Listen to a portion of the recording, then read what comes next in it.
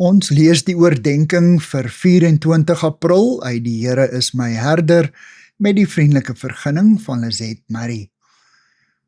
Die titel vir oggend is En ons. Ons teksvers kom uit Kolossense 3 vers 20. Kinders, wees in alles aan julle ouers gehoorsaam, want die Here verlang dit van kinders wat in hom glo. Dan ook Efesiërs 6 vers 4. Maak hulle, julle kinders, groot met tug en vermaning, soos die Here dit wil. Ons wys maklike vinger na Eli. Wanneer ons in die proses van kinders grootmaak is dit dikwels makliker om toeskietlik te wees, as om ellelange verduidelikings te gee waarom 'n sekere optrede of versoek nie toelaatbaar is nie.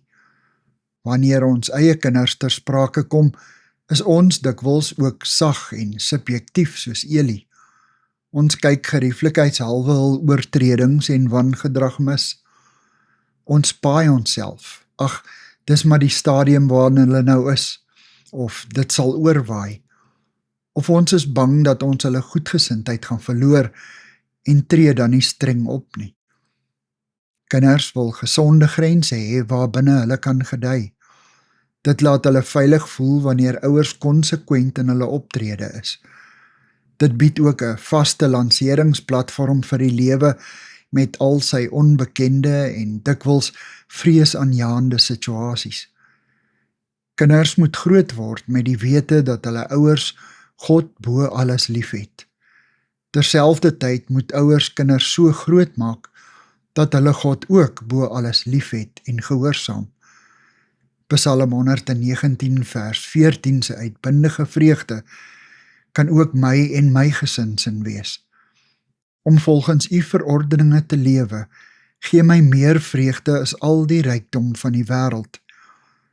Dis nie die voorskrifte van God wat die vreugde gee nie, maar 'n vreugde wat ontspring wanneer 'n mens se lewe in lyn is met God se wil. Gee my die wysheid om kinders vir u groot te maak, Here.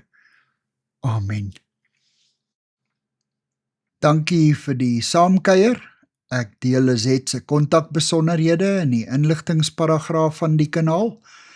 Daar is ook skakels na voorlesings van Lizette se ander publikasies wat hier beskikbaar is.